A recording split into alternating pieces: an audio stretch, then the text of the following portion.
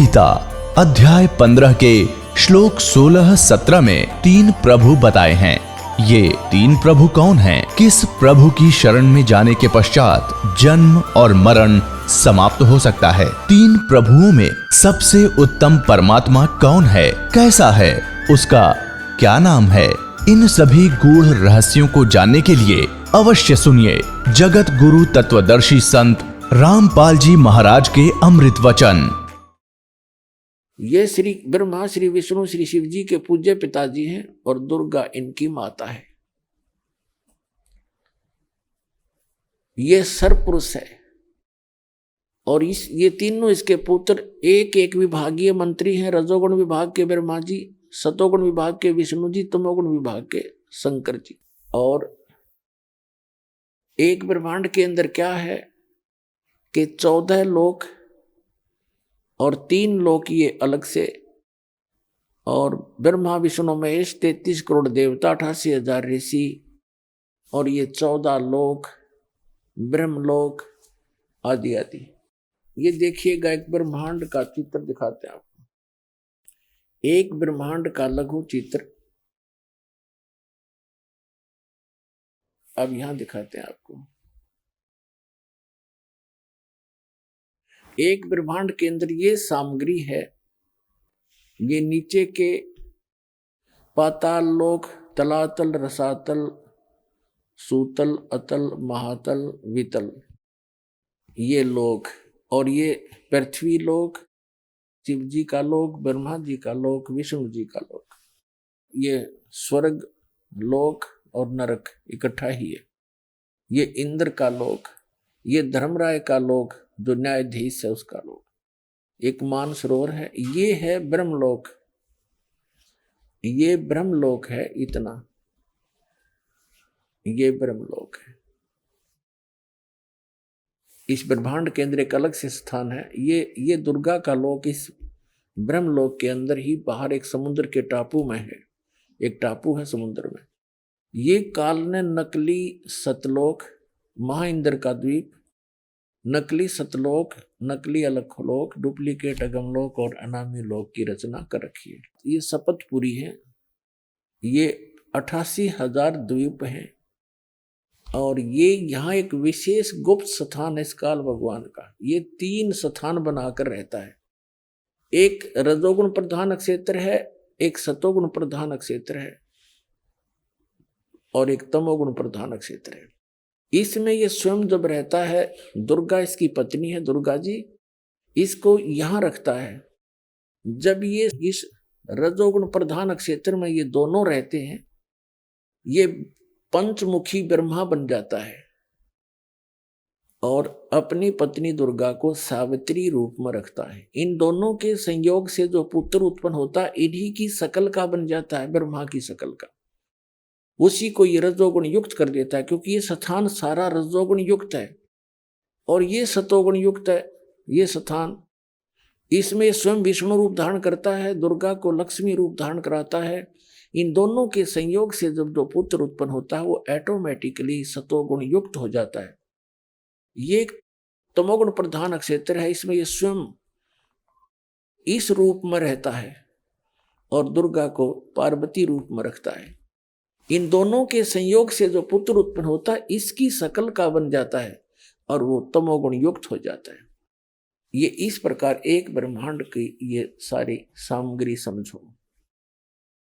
फिर इन तीनों पुत्रों को ये जो इसी की शकल के होते हैं, इनको नीचे एक एक द्वीप दे देता है। इनकी राजधानियां भिन्न भिन्न है। यहां अपनी राजधानियों से केवल ये इन 3 लोकों के प्राणियों, पाताल लोक, पृथ्वी लोक और ये कोमन स्वर्ग लोक, इन 3 लोक के प्राणियों को ये इनको कंट्रोल करते हैं। जन्म, मृत्यु और स्वर्ग तही की ये यहाँ इनको व्यवस्थित रखते हैं इनके कर्माधार पर। अपनात्मा रजोगुण क्षेत्र, तमोगुण क्षेत्र और सतोगुण प्रधान क्षेत्र कैसे होते हैं? जैसे किसी मकान के अंदर, किसी महल में, किसी घर में 3 कक्ष हों। एक कक्ष में, एक कमरे में अश्लील चित्र लगे हों बेहुदे। तो उसमें जो व्यक्ति भी जाएगा उसकी वैसी ही वृत्ति, वैसे ही विचार और वैसी ही भावना उसकी बनी रहेगी जब तक उस कक्ष में और उन चित्रों पर उसकी नजर रहेगी। उसमें एक विशेष गुण उत्पन्न रहेगा, उसके बस की बात नहीं। और दूसरे कक्ष में लगा रखी है साधु संत फकीरों की, महात्माओं की चित्र। तो वहां जाने के बाद उस व्यक्ति का, उनके उन महापुरुषों के चेहरों को देखकर, उनकी महिमा को याद कर करके उसका एकदम शांत सा रूप हो जाएगा, आत्मा शांत हो जाती है। और तीसरे कक्ष में हो जैसे सूरवीर और शहीदों के, देशभक्तों के चित्र, तो वहां जाकर अपने आप उसके मन की वृत्ति वैसे ही बन जाएगी, उसी प्रकार उसके अंदर जोश पैदा हो जाएगा। तो ऐसे इस काल भगवान ने इस ऊपर के स्थान पर ये 3 स्थान बना रखे। जब ये वहां दोनों रहते हैं, जैसे रजोगुण प्रधान क्षेत्र में रहते हैं, तो इसका ऑटोमेटिक उन चित्रों को, वहां की दृश्यों को देख देख कर इतना इसके अंदर वो रजोगुण प्रभावित रहता है। और उस दौरान जो पुत्र की उत्पत्ति होती है उसके अंदर वो गुण ऑटोमेटिकली आ जाते हैं। एक व्यक्ति चोर था और उसका लड़का हो गया 8-9 वर्ष का, चोरी करने लग गया। उसकी दादी जी ने नाम ले रखा और सत्संग कर रहे, वहीं से उसने 10-20 रुपये निकाल लिए। तो वहां के व्यक्तियों को पता था कि ये लड़का यह गलती कर सकता है। उसको पूछा था छिकरी, उसने उसके पास वो पैसे पा गए। तो उसे समझाया, बेटा तू ऐसी गलती क्यों करता है, आपने नाम भी ले रखा अपनी दादी जी के साथ में। तो वो कहता जी मेरे बस की बात नहीं, अपने आप मेरे अंदर पता नहीं कैसी प्रेरणा होती है, निकाल लूं, ये उठा लूं, वो छुपा लूं। तो वो उस चोर के गुण उसमें आगे बेटे में। तो इसी प्रकार इस काल भगवान ने 3 स्थान बना रखे हैं। एक बार फिर देखिएगा, अब समझ में आएंगे आपके। ये स्थान है ब्रह्मांड का सबसे ऊपर का स्थान है। ये ब्रह्मलोक में भी सबसे ऊपर है और ब्रह्मांड का भी ऊपर है ये। तो ये स्थान है, ये रजोगुण प्रधान क्षेत्र है। ये देखने में थोड़ा स्थान बनाना पड़ता, लेकिन ये हजारों लाखों किलोमीटर तक का है। अक्सर बड़े बड़े बाग बगीचे, बड़ी ऐसे वहां की स्थिति है। तो ये स्वयं ब्रह्मा रूप बना लेता है ऐसा ये काल भगवान, और दुर्गा को सावित्री रूप में रखता है। इन दोनों के संयोग से जो पुत्र उत्पन्न होता है वो ऑटोमेटिकली रजोगुण युक्त होता है, ऐसे ही स्वरूप बन जाता है और ऐसे ही चतुर्मुखी हो जाता है, पंचमुखी। और फिर दूसरा सतोगुण प्रधान क्षेत्र है, इसमें स्वयं विष्णु रूप धारण करके रहता है, दुर्गा को लक्ष्मी रूप में रखता है। इसको महालक्ष्मी भी कहते हैं अज्ञानता के कारण। तो इस स्थान पर इन दोनों का जैसा भी स्वभाव रहेगा वैसा ही पुत्र का स्वभाव बनेगा, वो सतोगुण युक्त हो जाता है। और तीसरा ये तमोगुण युक्त है स्थान है, यहाँ पर स्वयं ये ऐसे रूप में रहता है ये काल भगवान, और पार्वती को गिरजा रूप में रखता है, उमा रूप में रखता है, पार्वती रूप में रखता है। इन दोनों के संयोग से जो पुत्र उत्पन्न होता है वो ऑटोमेटिकली तमोगुण युक्त हो जाता है। इन तीनों पुत्रों को तीनों स्थानों पर उत्पन्न करके, और ये इन तीनों को तब तक कोमा में रखते हैं, अचेत रखते हैं, जब तक ये युवा ना हो जाए। और इस काल भगवान ने प्रतिज्ञा कर रखी है कि मैं कभी भी किसी को अपने वास्तविक काल रूप में दर्शन नहीं दूंगा, ये मेरा अटल घटिया विधान है। इसलिए ये किसी भी साधक को जब साधना करते हैं ये ऋषि महर्षि, तो किसी को ब्रह्मा के रूप में दर्शन देता है, किसी को विष्णु जी के रूप में, किसी को शिव जी के रूप। तो ऋषि महर्षि भूल से ये मान बैठे कि ये जो ब्रह्मा विष्णु महेश काल के पुत्र हैं यही भगवान हैं, ये अपने आप को छुपाए बैठे हैं, हमने साधना की, समाधि दशा में इन्हीं के दर्शन हुए, ये खुद मालिक है। तो ये एक अज्ञान धारणा हमारे हिंदू समाज में, सनातन धर्म में फैलेगी, घर करेगी। अब इस अज्ञान को हटाने के लिए स्वयं परमात्मा आते हैं, अच्छी आत्माओं को मिलते हैं, उनको सचखंड सतलोक लेकर जाते हैं, फिर वहां से वापस छोड़ते हैं। जब ये बच्चे युवा हो जाते हैं तीनों,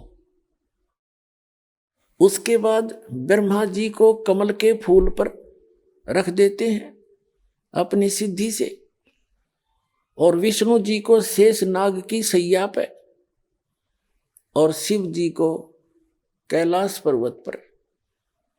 फिर इन तीनों को सचेत कर देते हैं, सचेत होकर फिर इन तीनों को इकट्ठा कर देते हैं। घूमते फिरते ये कोई ना कोई कारण बना के इकट्ठे हो जाते। फिर आकाश से दुर्गा इनको कहती है कि तुम तीनों बच्चे, तीनों जने अपने अपने कार्य में तत्पर हो जाओ। फिर ये पूछते हैं कि हमारा क्या कार्य है माता,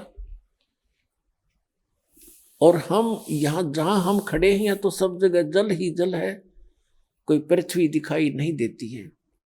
फिर ये दुर्गा उस काल के आदेश से इनको सत्य नहीं बताती है और इनको ऐसे ही भ्रमित रखती है, क्योंकि इसने दुर्गा को प्रतिज्ञा दिला रखी है कि मेरी जानकारी किसी भी प्राणी को नहीं होनी चाहिए। और ये इसके डर के मारी सत्य नहीं बताती किसी को, और जिस कारण से उस सत्य को बताने के लिए स्वयं परमेश्वर को आना पड़ता है। ये झूठा लोग, या झूठ जल्दी सफल होती है कुछ दिनों के लिए, और सत्य कोई कहने लगता है, उसका विरोध इतना हो जाता है, वही जाने जिसके साथ हुआ बीता है। तो पुण्यात्माओं, जब हम परमात्मा का सहारा लेकर, सत्य का सहारा लेकर चलेंगे, तो इस काल के लोक में सफल हो सकेंगे।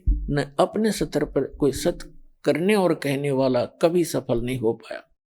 तो आज हमारे साथ उस परम पिता का हाथ है, जो सत्य साहेब है, जो सच्चा भगवान है, और उसी कारण से हम आगे बढ़ रहे हैं। और कितना विरोध, सब ज्ञान के विपरीत ज्ञान और सच्चा ज्ञान, ये आगे कितना प्रफुल्लित हो रहा है, कैसे फैल रहा है, कैसे अपना स्थान बना रहा है।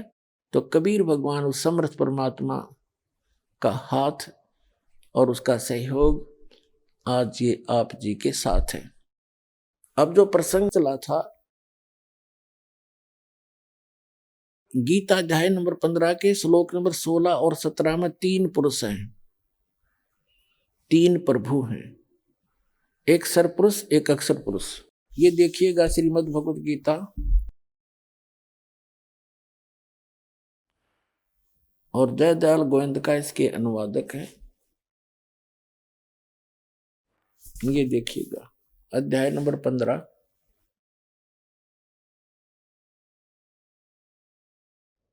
और ये 16 यहां से स्टार्ट है, 16वां श्लोक 15वें अध्याय का।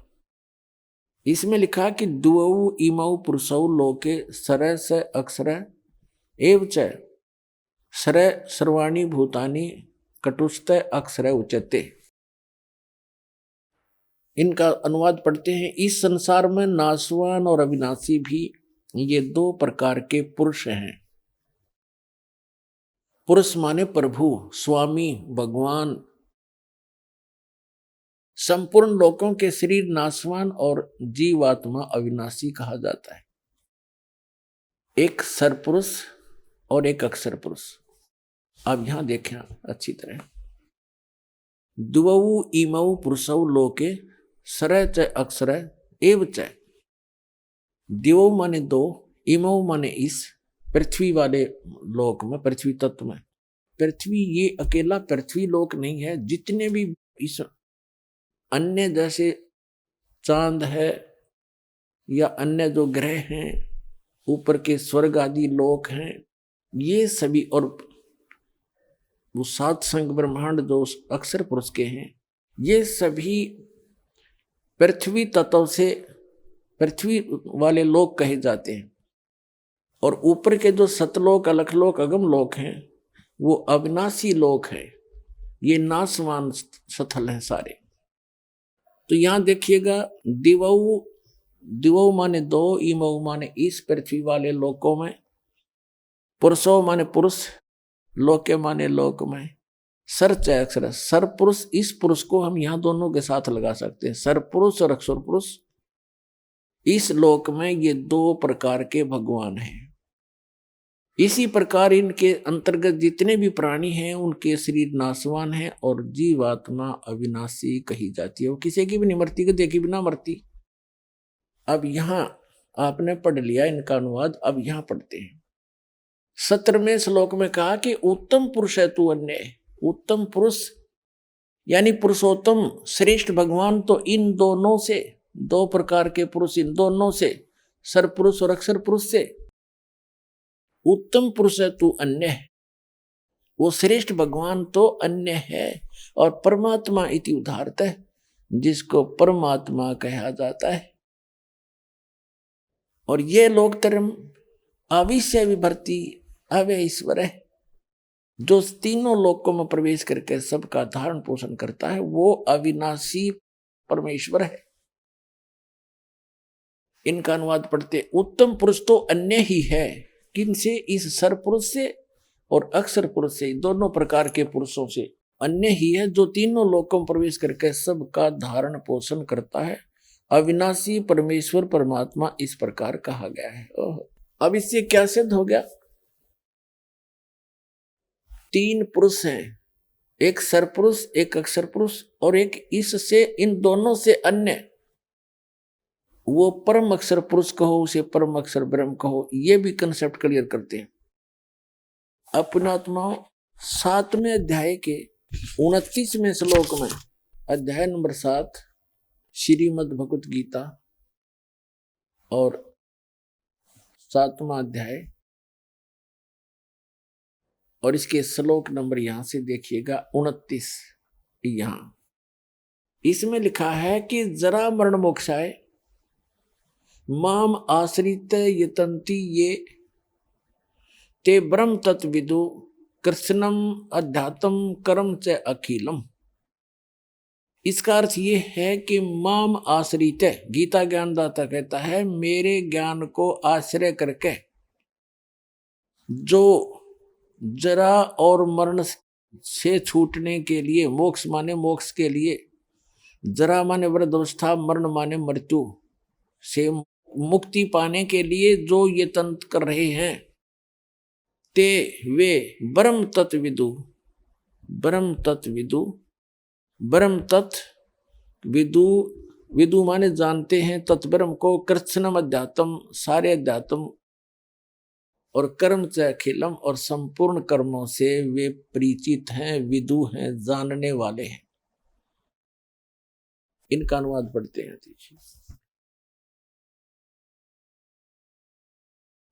जो मेरे शरण होकर, जरा माने वृद्ध अवस्था, इन्होंने गोलमोल कर दिया, जरा माने वृद्ध अवस्था और मरण माने मृत्यु से छूटने के लिए जो यत्न करते हैं, वे व्यक्ति, वे साधक तत्व ब्रह्म, ये तत्व ब्रह्म, उस ब्रह्म को, तत्व ब्रह्म, उस ब्रह्म को और संपूर्ण अध्यात्म को तथा संपूर्ण कर्मों को जानते हैं। आज सुबह के सत्संग में भी आपको यही दोहराया गया था कि जो व्यक्ति उस तत्व ब्रह्म से परिचित हो गए और सारे अध्यात्म से, ज्ञान से, कंप्लीट स्पिरिचुअल नॉलेज से और सभी कर्मों से परिचित हो गए कि भाई आज हम किसी की आत्मा दुखाते हैं या किसी से चोरी करके, कोई ठगी करके अपना कोई पैसा इकट्ठा करते हैं, तो वो हमें भोगना पड़ेगा उसका जो प्रतिफल है, और देना पड़ेगा उसको किसी अन्य रूप में, कोई कुत्ता गधा बनकर उसका भार ढोकर, रखवाली करके, बैल बनकर, खच्चर बनकर, या किसी अन्य कारणों से वो वापस देना पड़ेगा। तो तब वो व्यक्ति केवल जरा और मरण से छूटने का प्रयत्न वही करते हैं जो तत्ब्रह्म से परिचित हैं, सारे अध्यात्म से, सभी कर्मों से परिचित है।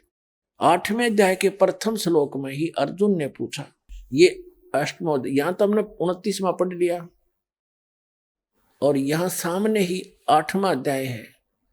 इसके प्रथम मंत्र में अर्जुन ने पूछा, किम तत्ब्रह्म, पुरुषोत्तम, हे पुरुषोत्तम वह ब्रह्म क्या है, तत्ब्रह्म क्या है, तत्ब्रह्म किम, वह ब्रह्म क्या है, तत्ब्रह्म क्या है। इसका उत्तर इस गीता ज्ञानदाता ने इस 8वें अध्याय के ही 8वें अध्याय के और ये मंत्र नंबर 3 में कहा है, वो परम अक्षर ब्रह्म है।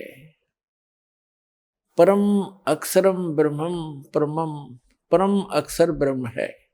तो गीता अध्याय नंबर 15 के श्लोक नंबर 17 में जो कहा है, वो परम अक्षर ब्रह्म कहो, उसे परम अक्षर पुरुष कहो। उत्तम पुरुष है तू अन्य परमात्मा इति उदाहरते, ये लोक चरम आविश्य विभर्ति अवैश्वर है। वो उत्तम पुरुष है तू अन्य, वो सरपुरुष और अक्षर पुरुष से अन्य जो है वो परम अक्षर पुरुष है, गीता ज्ञानदाता से अन्य है।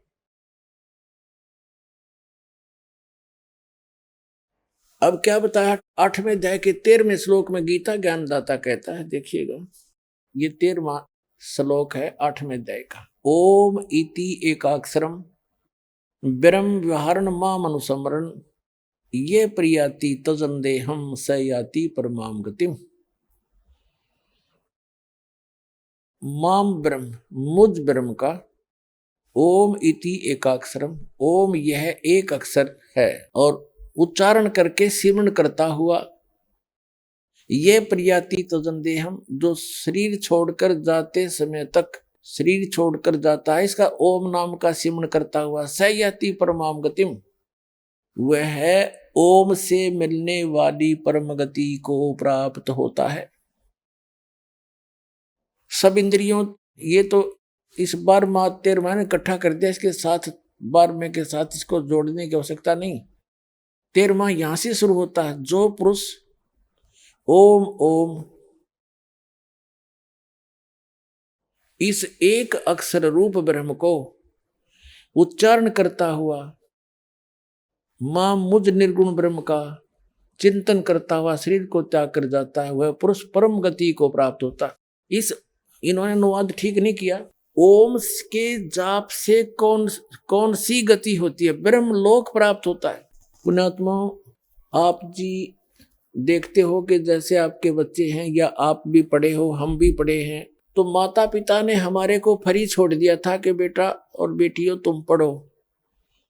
किस लिए? उनको इतना ज्ञान हुआ था कि मेरे बच्चे पढ़कर अच्छे अधिकारी कर्मचारी लग जाएंगे और इनका जीवन सफल हो जाएगा। तो उसके लिए किसी ने 18, किसी ने 16 वर्ष, किसी ने 20 वर्ष ट्रेनिंग करके, किसी ने 12 वर्ष, किसी ने 10 वर्ष, यानी कंप्लीट समर्पित होकर के वो शिक्षा ग्रहण की। और किस लिए की? 2 टाइम की रोटी के लिए और कार और कोठी के लिए। और ये अंत में ना ये कार कोठी साथ जाती है, और जिस परिवार को हम सुखी देखना चाहते हैं भगवान की भक्ति के बिना, हम अटकलबाजी लगाकर बेशक जी रहे हैं पर कोई प्रोटेक्शन नहीं है आपके पास, जब तक आप कबीर परमात्मा की शरण में नहीं आते हो। इनकी शरण में आने के बाद फिर आपको प्रोटेक्शन भी मिलेगा। तो कहने का भाव दास का यह है कि आप जी कितना समय लगाते हो और किस लिए? एक पेट के लिए, ओनली निर्वाह के लिए। चाहे बिजनेस में लगो तो भी शिक्षा मानते हो, शिक्षा होनी चाहिए, या कोई अधिकारी कर्मचारी बनो। और वो क्या है बस कभी भी मृत्यु हो जाती है।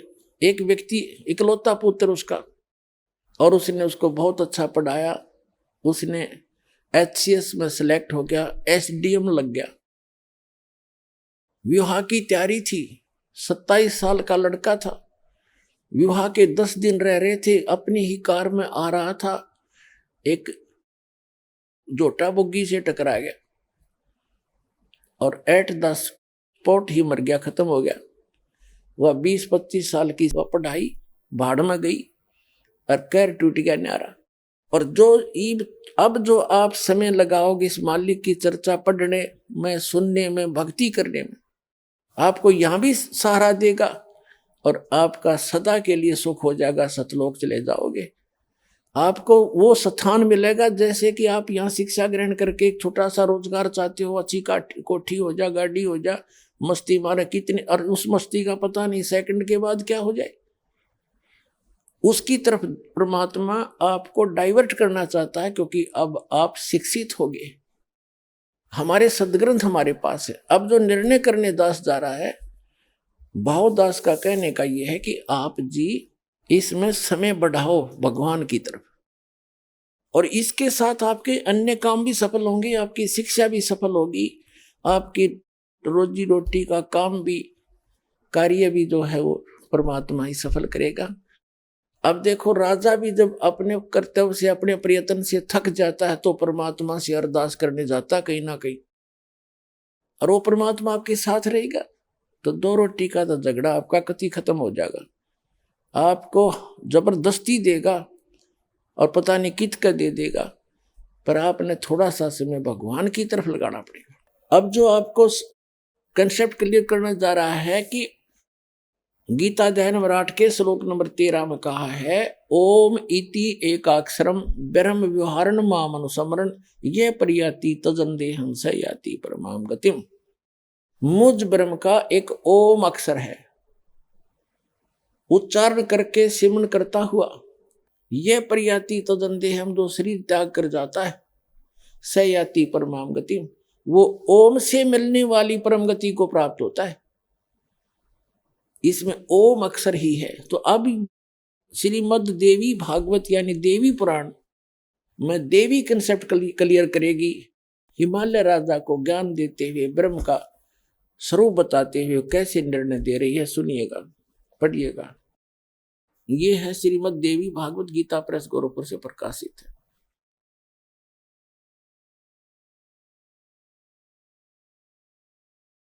संपादक है हनुमान प्रसाद पोदार चिमनलाल गोस्वामी,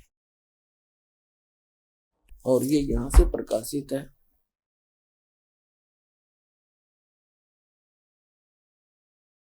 अब हम इसके 562 पृष्ठ पर आते हैं। ये 7वां स्कंद है,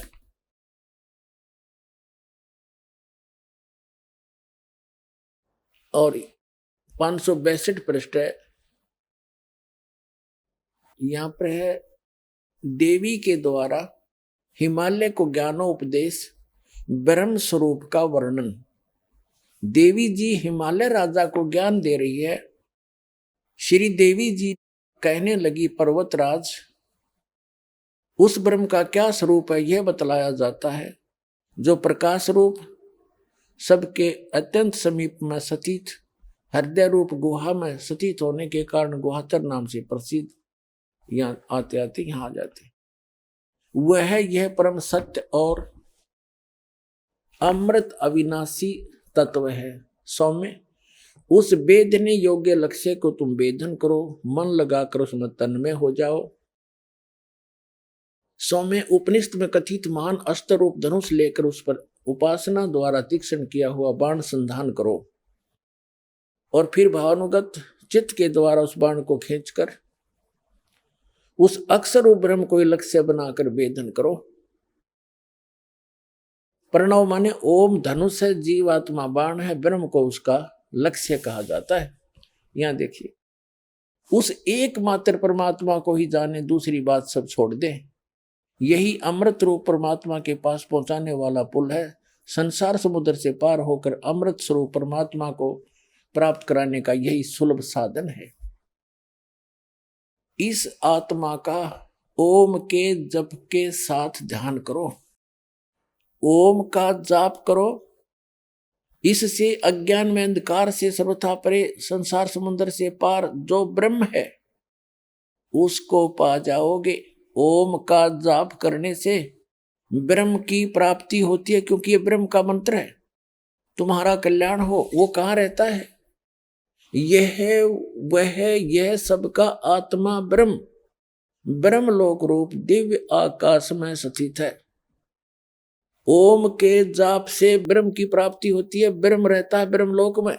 अब ये सिद्ध हो गया कि जैसे गीता अध्याय नंबर 8 के श्लोक नंबर 13 में जो ये कहा है कि ओम इति एकाक्षरम ब्रह्म व्यवहारण माम अनुस्मरण, इससे स्पष्ट हो गया कि मुझ ब्रह्म का ओम यह एक अक्षर है, नथिंग एल्स, और इसके अतिरिक्त कुछ नहीं है। और व्यवहारण अनुस्मरण उच्चारण करके सिमरण करता हुआ ये प्रयाति तजन दे हम सयाति परमाम गतिम। ये देखिएगा, अब हम आगे श्रीमद् भगवद गीता अध्याय 8 के श्लोक नंबर 13 पे ओम इति एकाक्षरम ब्रह्म व्यवहारण मानुस्मरण, माम ब्रह्म मुझ ब्रह्म का ओम इति एक अक्षर, ओम यह एक ओम अक्षर है, और व्यवहारण माने उच्चारण करके, अनुस्मरण माने सिमरण करता हुआ, ये प्रयाति तो जंदे हम जो शरीर त्याग कर जाता है सयाति परमाम गतिम। ये अंडरस्टूड है कि ओम से मिलने वाली जो परम गति है वो प्राप्त होगी, और वो आपके समक्ष हो ही गया। श्रीमद देवी भागवत में श्री देवी जी ने हिमालय को बता ही दिया, ओम नाम का जाप करो, ब्रह्म को पाने का उद्देश्य रखो, उससे पा जाओगे, वो ब्रह्म लोक में रहता है। अब देखो गीता अध्याय नंबर 8 के श्लोक नंबर 16 में देखिएगा, श्रीमद् भगवद गीता अध्याय नंबर 8 के श्लोक नंबर 16 में, हे अर्जुन ब्रह्म लोक पर्यंत सब लोग पुनरावृत्ति में हैं। अब पुनरावृत्ति का इन्होंने विश्लेषण भी किया है, ये स्टार लगा रखा है, इसका यहाँ विश्लेषण किया है, अर्थात जिनको प्राप्त होकर पीछे संसार में आना पड़े ऐसे, यानी ब्रह्म लोक में गए हुए व्यक्ति भी, साधक भी पुनः लौटकर पृथ्वी पर आते हैं, वो स्थायी स्थान नहीं है। इन्होंने आगे थोड़ी सी गड़बड़ी कर रखी है, देखिएगा इसी में 16वें श्लोक में, हे अर्जुन ब्रह्मलोक पर्यंत सब लोग पुनरावृत्ति में हैं, परंतु हे कुंती पुत्र मुझको प्राप्त होकर पुनर्जन्म नहीं होता। अब ये बात इन अनुवादकर्ताओं ने गलती की है। यदि इसको सत्य माने, इसका ये अनुवाद सत्य माने कि मुझे प्राप्त होकर कभी पुनर्जन्म नहीं होता, श्लोक नंबर 12 अध्याय नंबर 4 का श्लोक 5 और 9, गीता अध्याय नंबर 10 का श्लोक नंबर 2, ये झूठे सिद्ध हो जाते, झूठे सिद्ध हो जाते हैं, जिसमें ये गीता ज्ञानदाता कहता है कि अर्जुन तेरे और मेरे बहुत जन्म हो चुके हैं, तू नहीं जानता मैं जानता हूं। देखिएगा ये है श्रीमद् भगवद गीता अध्याय नंबर 2 का और श्लोक नंबर 12। न तो ऐसा ही है कि मैं किसी काल में नहीं था, अथवा तू नहीं था, अथवा ये राजा लोग नहीं थे, और न ही ऐसा है कि इससे आगे हम सब नहीं रहेंगे, यानी तेरा मेरा और सब इनका जन्म मृत्यु पहले भी हुआ है, आगे भी होगा। और चौथे अध्याय के 5 और 9 में तो कंसेप्ट क्लियर कर रखे हैं। देखिए अध्याय नंबर 4 का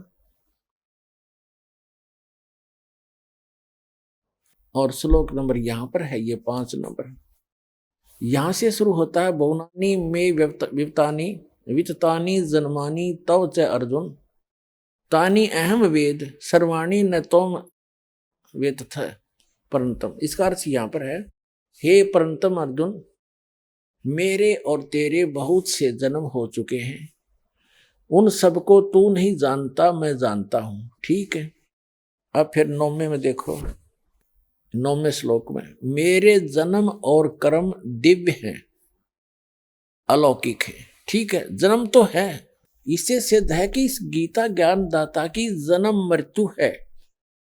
और आगे देखो 10वें अध्याय के दूसरे श्लोक में ये स्वयं स्वीकार करता है कि मेरी उत्पत्ति को ये देवता लोग नहीं जानते। ये देखिए ये 10वां अध्याय है श्रीमद् भगवद गीता का, इसका मंत्र, ये 2 मंत्र यहीं पर है। मेरी उत्पत्ति को प्रभव माने उत्पत्ति को, यह लीला से प्रकट थी अपने आप कह रहे। मेरी उत्पत्ति को न देवता लोग जानते हैं और न महर्षि जन जानते हैं, क्योंकि मैं सब प्रकार से देवताओं का और महर्षियों का आदि कारण हूं। अब यहां विचलित हो जाते हैं ये लोग, ये जान पढ़कर इसको कि जो मुझको अजन्मा अनादि और लोकों का महान ईश्वर तत्व से जानते हैं, वह मनुष्यों में ज्ञानवान पुरुष संपूर्ण पापों से मुक्त हो जाते। इसमें इसका कहने का भाव ये है कि मैं जैसा अजन्मा हूं, किस प्रकार का हूं, किसा हूं, कैसा हूं, क्या मेरी स्थिति है, जो तत्वदर्शी संत इस बात से परिचित है वो यहां से पीछा छुड़वा जाते हैं, उनका सारे पाप कट जाते हैं। इसका भाव यह कहने का। अब ये कैसा जन्मा है, कैसा वो बताएंगे, लेकिन अब जो कंसेप्ट हम क्लियर कर रहे हैं उससे ये सिद्ध हो गया कि ये थी गीता अध्याय नंबर 8 के श्लोक नंबर 16 के आगे जो 16 का जो अगला हिस्सा हम लें, इन्होंने अनुवाद किया है वो फिट नहीं बैठता, उसका अनुवाद सही नहीं है। देखिएगा अध्याय नंबर 8 का और श्रीमद् भगवद गीता का 16वां श्लोक है। हे अर्जुन, ब्रह्मलोक पर्यंत सब लोग पुनरावर्ती में, ये बिल्कुल सही है। फिर यहां कहा कि परंतु हे कुंती पुत्र, मुझको प्राप्त होकर पुनर्जन्म नहीं होता। अब यहां पढ़ेंगे हम। अब देखो विद्यते माने नहीं होता, न विद्यते। अब यहां पढ़िए, आप ब्रह्म भुवनाथ यानी ब्रह्मलोक तक सभी भवन सभी लोक का पुनरावर्ती में अर्जुन। फिर ये बताता है कि माम उपेते तू कौनते पुनर्जन्म।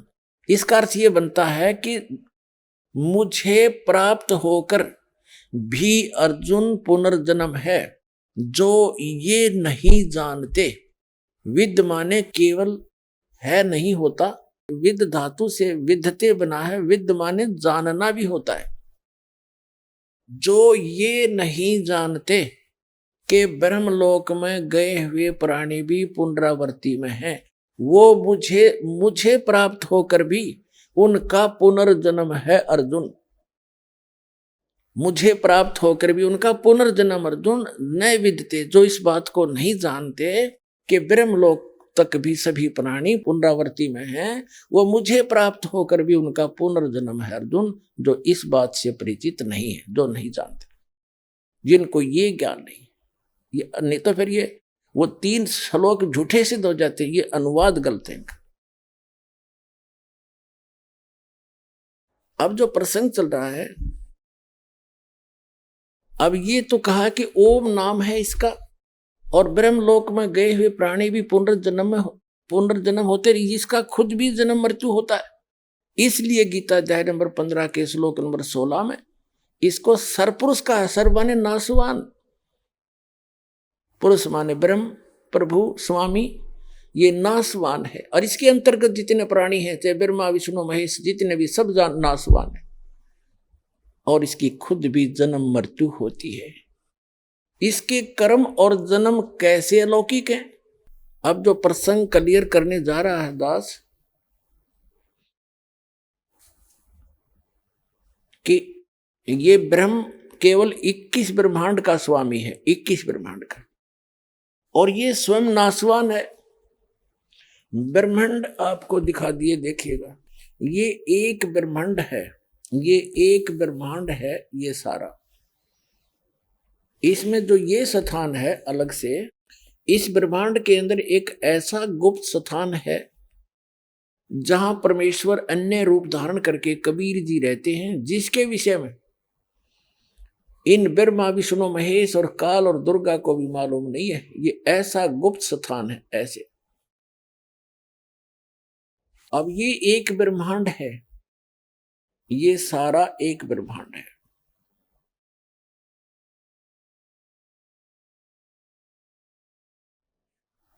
ये एक ब्रह्मांड है। ऐसे ऐसे इस काल भगवान के 21 ब्रह्मांड है, सरपुरुष के, ज्योत निरंजन के। ये जो पूरा ब्रह्मांड आपने देखा, अब ये समझो एक गेंद है, ये और इसे ऐसे ऐसे 5 ब्रह्मांडों का इसने एक ग्रुप बनाकर महाब्रह्मांड बना रखे, और ऐसे ऐसे 4 महाब्रह्मांडों में 20 ब्रह्मांड रोक रखे हैं। इसकी अतिरिक्त 21वां जो ब्रह्मांड है उसने यहां बनाया अलग से। ये वैसे समझाने के लिए, लिखने के लिए स्थान लेना पड़ा, नहीं तो ये इसी आकार के है, समझो सारा ही ऐसा आकार इसका। और यहां एक तपतशिला है, ये 11वां द्वार है, ये 11वां द्वार है जो 21 ब्रह्मांड से पार कराएगा, जो परब्रह्म के लोक में पहुंचती है। ये भी एक भंवर गुफा, ऐसे गोल आकार के हैं, ये आगे जाते हैं। ये काल का निज लोक है, यहाँ स्वयं रहता है, इस रास्ते को रोके बैठा है, यहाँ विराजमान रहता है, ये अन्य रूप धारण करके। और ये तपस्या जहाँ 1,00,000 मानव शरीरधारी प्राणियों को पुण्य भून कर खाता है। अब ये इतना क्षेत्र है सरपुरुष का, ये इतना क्षेत्र है केवल सरपुरुष का, 21 ब्रह्मांड है। और ये देखिएगा, ये है कंप्लीट चित्र सारे ब्रह्मांडों का, ये है कंप्लीट चित्र सर्व ब्रह्मांडों का, ये देखिएगा। अब हम यहां आते हैं, जैसे अभी आपने जो ये देखा था 21 ब्रह्मांड, जो काल का पूरा क्षेत्र देखा था, ये सरपुरुष का क्षेत्र है, ये वाला। और ये अक्षर पुरुष का है, ये इससे बाहर ये वाला। ये 7 शंख ब्रह्मांड हैं, ऐसे ऐसे 7 शंख ब्रह्मांड है, ये इतना क्षेत्र है, इतना। ये सरपुरुष और ये अक्षर पुरुष कहलाता है। इसको ब्रह्म, इसको परब्रह्म भी कहते हैं। और ये है परम अक्षर ब्रह्म, असंख्य ब्रह्मांड का स्वामी, जो इनके ऊपर भी मालिक है, इसके ऊपर भी मालिक है, सरपुरुष पे भी प्रभु है, अक्षर पुरुष के ऊपर भी मालिक है। ये है असंख्य ब्रह्मांड का स्वामी। ये सतलोक है, ये सतलोक, सत्यलोक कहो, सतलोक कहो, ये सारा कुछ। और इसके अतिरिक्त ये ब्रह्मांड हैं, यहाँ पर आप रहा करते थे। ये जितने ब्रह्मांड हैं, ये इससे भी बड़े बड़े ब्रह्मांड हैं, ये जितने अलग अलग ये दिखाई देते। यहाँ आपके मकान हैं, आपके महल हैं, इनके अंदर बहुत बड़े बड़े सबके। तो इन सब का मालिक ये है कबीर साहब सतपुरुष, ये परम स्थान परमात्मा का। ये 12वां द्वार है, ये 11वां द्वार, 10वां द्वार तो एक ब्रह्मांड में ही रह लेता है। 11वां द्वार ये यहाँ जाता है पर ब्रह्म के लोक में, यहाँ प्रवेश होता है, ये यहाँ निकलता है अक्षर पुरुष के लोक में। और ये 12वां द्वार है जिससे हम सतलोक में प्रवेश करेंगे। ये 11वां द्वार है जो परब्रह्म के लोक में प्रवेश किया, ये 12वां द्वार है जो परम अक्षर ब्रह्म के लोक में, यानी सतलोक में, सतपुरुष में के लोक में प्रवेश करेंगे। यहाँ पूरी रहने की व्यवस्था है, और सब बाग बगीचे हैं, सदाबहार वृक्ष हैं, सदाबहार मेवा है, और सभी पदार्थ वहां के अमृत हैं, जैसे गंगा का जल आप देख रहे हो। ऐसे लोक में भी खराब नहीं होता, तो 100 वर्ष रख लो उस गंगा के जल को पवित्र किसी शुद्ध बोतल में, शुद्ध पात्र के अंदर। तो ये सतलोक से चलकर आई है गंगा का वाटर, ये जल। एक परमात्मा ने एक सैंपल भेज रखा है सतलोक के पदार्थों का, तो वहां दूध, दही और जैसे जल, इन सब की सरोवर भरे हैं, वो कभी नष्ट नहीं होते। और सदाबहार वृक्ष से बड़े बड़े महल आपके वहां खाली पड़े हैं, आपके ही महल के आसपास इतने बहुत बढ़िया सुंदर मेवा, हर तरह के भोजन आपकी रसोई में भरे पड़े हैं। उनको छोड़कर आप यहाँ अपनी गलती से आ गए हो और यहाँ भिखारी बनकर घूम रहे हो। सारा असंख्य जन्म हो गए आपका, ये निर्वाह ही पूरा नहीं होता, से तुम आप देवता बन गए। वहां भी यही व्यवस्था देवताओं के, वहां भी ऐसे राजा हैं, छोटे राजा हैं, बड़े देवता हैं। आम जनता जो स्वर्ग में वहां चले जाते हैं, वो ऐसे ही रहते हैं वहां पर, और उनकी भी जन्म मृत्यु होती रहती है। अब ये स्थिति आपके सामने स्पष्ट कर दी। अब हम सिद्ध करेंगे कि जैसे बिन साहेब की बंदगी कहीं ठोर ठिकाना ना, ब्रह्मा विष्णु महेश नासवान। और ये सरपुरुष नासवान, अक्षर पुरुष भी नासवान, ये गीता जी ने स्वयं स्पष्ट कर दिया। लेकिन उत्तम पुरुष है तू अन्य परमात्मा इति उदाहरते, वो परमात्मा परम अक्षर ब्रह्म है जो इन दोनों से अन्य है, जो कभी मृत्यु में नहीं आता, वो अव्यय ईश्वर है, वो अविनाशी परमात्मा है। देखिएगा गीता अध्याय नंबर 2 के श्लोक नंबर 17 में, श्रीमद् भगवत गीता अध्याय नंबर 2 के श्लोक नंबर 17 में क्या स्पष्ट किया है। गीता अध्याय नंबर 2 के श्लोक 12 में इसने स्वयं स्पष्ट कर ही दिया कि अर्जुन तेरे और मेरे बहुत जन्म हो चुके हैं। इसमें स्पष्ट कर दिया कि नहीं तो ऐसा है कि मैं किसी काल में नहीं था, तो तू नहीं था, ये राजा लोग नहीं थे, और ऐसा ही नहीं है कि हम आगे ना रहेंगे। और चौथे अध्याय के 5 और 9 में भी स्पष्ट कर दिया इसने, गीता ज्ञानदाता ने, कि अर्जुन तेरे और मेरे बहुत जन्म हो चुके हैं, तू नहीं जानता मैं जानता हूँ। ये 5वां है, हे परंतम अर्जुन मेरे और तेरे बहुत जन्म हो चुके हैं, उन सबको तू नहीं जानता मैं जानता हूँ। और 9 में भी ऐसे ही कहा है, 4 के 9 में, मेरे जन्म और कर्म दिव्य हैं, ये याद रखना, जन्म और कर्म दिव्य हैं। अध्याय नंबर 2 के श्लोक नंबर 17 में किसी अन्य परमात्मा के विषय में कहा है, श्रीमद् भगवत गीता के, इसमें कहा है कि अब नाश रहित तो उसको जान जिससे ये संपूर्ण जगत व्याप्त है, इस अविनाशी का विनाश करने में कोई भी समर्थ नहीं है। अब इससे क्या सिद्ध हो गया कि गीता ज्ञानदाता से कोई और है, और जिसने सारे ब्रह्मांड को रचना की है वो है अविनाशी, जिसको कोई नहीं मार सकता। अब श्रीमद् भगवत गीता अध्याय नंबर 15 के श्लोक नंबर 1 से 4 का सारांश है कि उल्टा लटका हुआ संसार रूपी वृक्ष है, ऊर्ध्व मूलम अधः शाखम अश्वत्थम प्राहु अव्यम छंदासी यस्य पर्णानि ये तम वेद स वेदवित्। 15वें अध्याय के प्रथम मंत्र में ये मूल पाठ है। उसका अर्थ ये है कि ऊपर को जड़, वो तो पूर्ण परमात्मा समझो, संसार रूपी एक वृक्ष समझो, पीपल का वृक्ष, जिसकी ऊपर को जड़ हो और नीचे को तीनों गुण रूपी शाखा हो, नीचे को शाखा हो। और जो संत इसके सभी छंद, सभी विभागों को अलग अलग भिन्न भिन्न बता देगा, सवेदवित्। ये देखिएगा, ये पूरा संसार रूपी वृक्ष समझो। ऊर्ध्व मूलम अधः शाखम, गीता ज्ञानदाता ने केवल इतना संकेत दिया है, ऊर्ध्व मूलम अधः शाखम अश्वत्थम प्राहु अव्यम। अश्वत्थम माने ये पीपल का वृक्ष जानो, एक संसार रूपी वृक्ष जिसकी ऊपर को जड़ है और नीचे को तीनों शाखा है।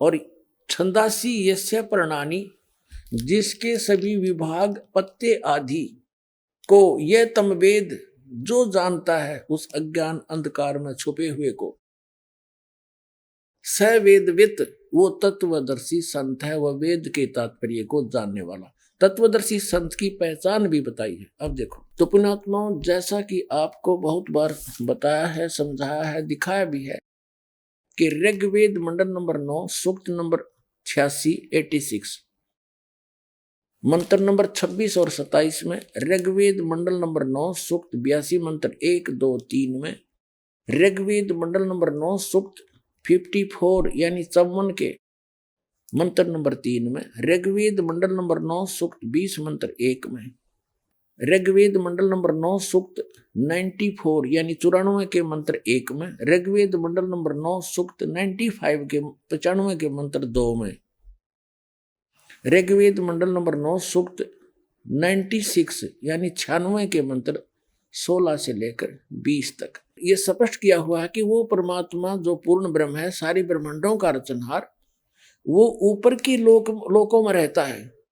भुवन ऊपरी तिष्ठति, सब लोकों के ऊपर बैठा है और वहां से गति करके आता है, अच्छी आत्माओं को मिलता है और उनको ज्ञान से उपदेश देने के उद्देश्य से आता है, और अपने अध्यात्म ज्ञान को, कंप्लीट स्पिरिचुअल नॉलेज को वो स्वयं ही बताता है।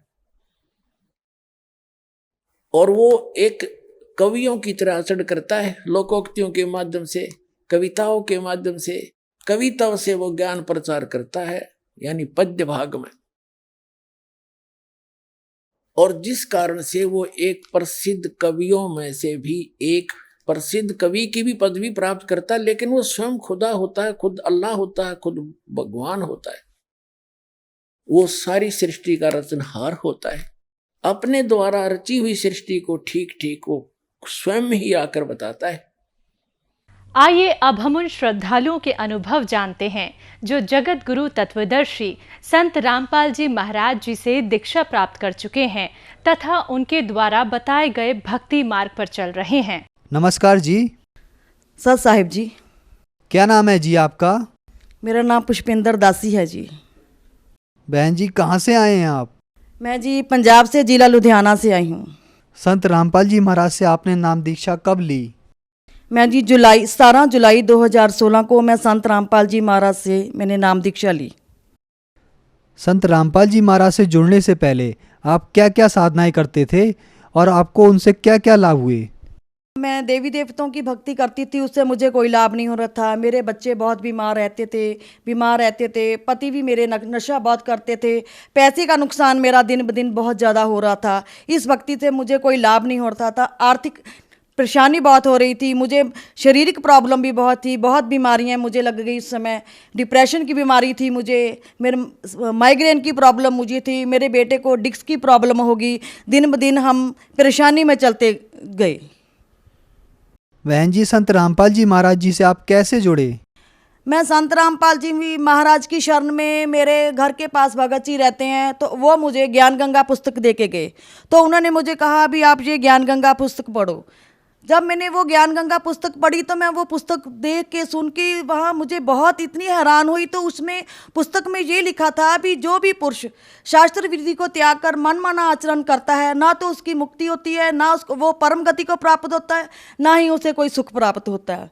और जो देवी देवताओं की पूजा करते हो वो देवी देवताओं को प्राप्त होते हो, जो पितरों की पूजा करते हैं वो पितरों को जाते हैं, और जो भूतों को पूजते हैं वो भूतों में जाते हैं। उसमें लिखा था बंदी छोड़ संत गरीबदास जी महाराज और कबीरदास जी महाराज जी ये कहते हैं, गरीब भूत रमे सो भूत है, देव रमे से देव, राम रमे सो राम है, सुन सकल सुभेव। तो ये मैं जब मैंने पढ़ा तो मैं बिल्कुल मेरी ज़िंदगी बदल गई। मैं हैरान होगी जो अब तक की जो मैं पूजा कर रही थी ये शास्त्र अनुकूल पूजा नहीं थी। इन पूजा से हमें कोई लाभ नहीं हो रहा था। दिन ब दिन हमारी हालत, घर की हालत, मेरे पति बहुत ज़्यादा आगे से बहुत ज़्यादा नशा करने लग गए, उनकी आदतें बहुत ज़्यादा ख़राब हो गई, हमारा आपस में बहुत लड़ाई झगड़ा, बच्चे बीमार रहने लगे। तो मुझे समझ में नहीं आ रहा था ये मैं करूँ। जब मैंने ये ज्ञान संत रामपाल जी का ज्ञान सुना तो मैंने कहा भी यही असली ज्ञान है, इसी ज्ञान से हमें सुख प्राप्त होगा। जैसा कि आपने बताया जो साधनाएं आप पहले कर रहे थे उनसे आपको कोई लाभ प्राप्त नहीं हुए, तो संत रामपाल जी महाराज से नाम दीक्षा लेने के बाद क्या आपको कोई लाभ भी प्राप्त हुए? जब से मैं संत रामपाल जी महाराज से जुड़ी हूँ मैं आपको बता नहीं सकती मुझे कितने अद्भुत लाभ हुए हैं। सबसे पहले तो मुझे ज्ञान की प्राप्ति हुई है। भी जो संत रामपाल जी ज्ञान देते हैं वे शास्त्र अनुकूल ज्ञान है, शास्त्रों के अनुकूल वो हमें भक्ति बताते हैं, ज्ञान देते हैं। और सबसे बड़ी ये बात है, मेरे बेटे को डिस्क की प्रॉब्लम थी, हमने उसका बहुत ज़्यादा इलाज करवाया। बीमारियों से मेरे बेटे दोनों बीमार थे, तो हमने सभी जगह उसका इलाज करवाया, लेकिन हमें कोई फ़ायदा नहीं हुआ। डॉक्टरों ने ऑपरेशन के लिए बोल दिया आप अपने बेटे का ऑपरेशन करवाओ। हमने जाना था, मैंने मन ही मन परमात्मा को याद किया, है परमात्मा ये क्या हो गया, मेरे बच्चा बहुत छोटा था, ये ऑपरेशन करवाएगा, इसकी उम्र क्या है। तो परमात्मा ने रज़ा बख्शी, अपनी दया की, मेरे बच्चे का ऑपरेशन नहीं हुआ। वो बिना ही ऑपरेशन के संत रामपाल जी महाराज की शरण में आने से वो बिल्कुल, मेरा बेटा आज बिल्कुल दौड़ता है, हंसता खेलता है, बिल्कुल ठीक हो गया। और दूसरी बात ये है भी मुझे डिप्रेशन की बहुत ज़्यादा प्रॉब्लम थी, बीमारी थी, मुझे माइग्रेन की बहुत ज़्यादा प्रॉब्लम थी। मेरे घर दवाइयों के इतने डब्बे पड़े रहते थे, खाना कम खाती थी मैं, दवाइयाँ बहुत ज़्यादा खाती थी। तो संत रामपाल जी महाराज की शरण में आने से वो मेरा लाभ ये हुआ भी वो दवाइयाँ मुझको छोड़नी पड़ी, वो मेरी दवाइयाँ बिल्कुल परमात्मा ने ख़त्म कर दी। तीसरा लाभ तो मुझे ये बताऊँ, मेरे पति बिल्कुल ठीक हो गए। नशा करते थे वे, हर एक चीज़ का उनके पास नशा था। परमात्मा ने दिया कि रजा की, तो वो उनका ये नशा बिल्कुल ख़त्म हो गया। मैं आपको बताती हूँ, बिल्कुल सही हो गया। हमारे घर में लड़ाई झगड़ा था, वो बिल्कुल ख़त्म हो गया, शांति होगी, बच्चे भी ठीक हो। और सबसे बड़ी ये बात थी भी, मेरा बेटा बाहर कनाडा गया हुआ है, तो उसने हमारे कागज भेजे थे, मम्मी आप वीज़ा लगवा लो अपना। तो मेरे पति कहते थे मैं तुझे बाहर नहीं जाने दूंगा, मैं तेरा वीज़ा कभी भी ज़िंदगी में नहीं लगवा के दूंगा। मैंने परमात्मा के आगे अर्थ की, है परमात्मा जो करते हो तुम ही कर सकते हो। मुझे नहीं मालूम कैसे मेरे ही पति ने कैसे ही मेरा अपने आप मेरा वीज़ा लगवा के दिया कनाडा का। तो मुझे कोई इसमें दिक्कत बिल्कुल परेशानी नहीं हुई, सब काम परमात्मा ने ही करवाए हैं। मुझे आर्थिक लाभ भी बहुत हुआ, पैसे का लाभ बहुत हुआ, शारीरिक का लाभ बहुत हुआ, बहुत लाभ ने भगत जी मैं बता नहीं सकती अब तो कितने। मुझे संत रामपाल जी महाराज की शरण में आने से मुझे बहुत लाभ प्राप्त हुए। बहन जी, संत रामपाल जी महाराज ऐसी क्या साधनाएं देते हैं, ऐसी क्या चीज़ देते हैं जहाँ पर अन्य साधनाएं आप करते हैं तो आपको कोई लाभ प्राप्त नहीं होता? आप बड़े बड़े हॉस्पिटलों में इलाज कराते हैं, वहाँ पर आपको लाभ नहीं होता है, और आप संत रामपाल जी महाराज से नाम दीक्षा लेने के बाद आपके सभी रोग और परेशानियाँ दूर हो जाते हैं। कृपया करके बताइए कि संत रामपाल जी महाराज ऐसी क्या चीज़ देते हैं जिससे आपके सभी रोग और परेशानियाँ दूर हो जाते हैं? संत रामपाल जी महाराज जी हमें शास्त्रों के अनुकूल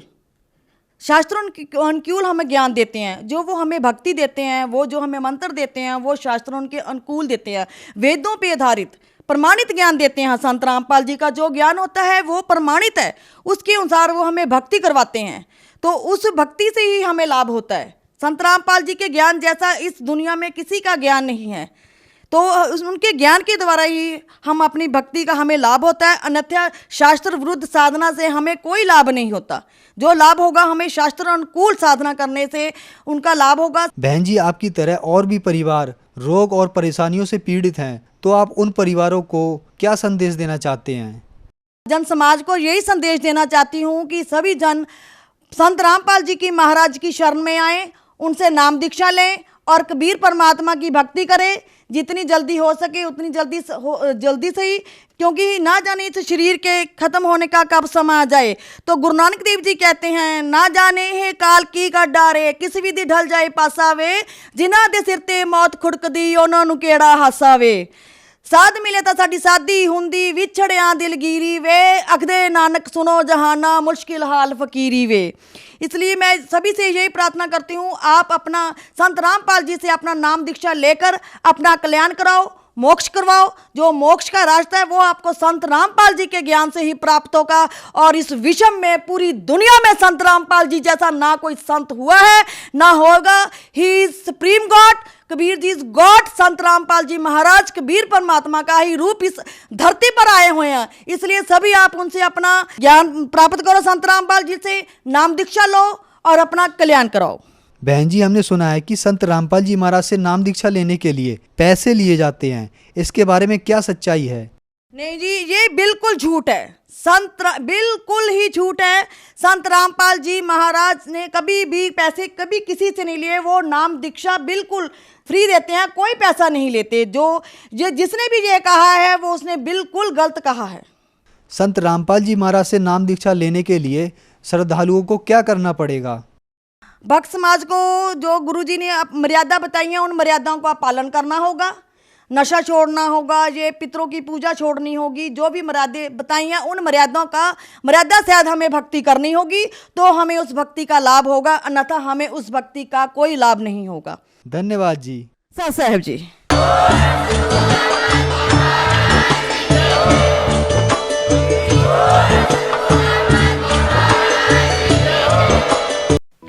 आप सुन रहे थे जगत गुरु तत्वदर्शी संत रामपाल जी महाराज के मंगल प्रवचन। अधिक जानकारी के लिए संपर्क करें।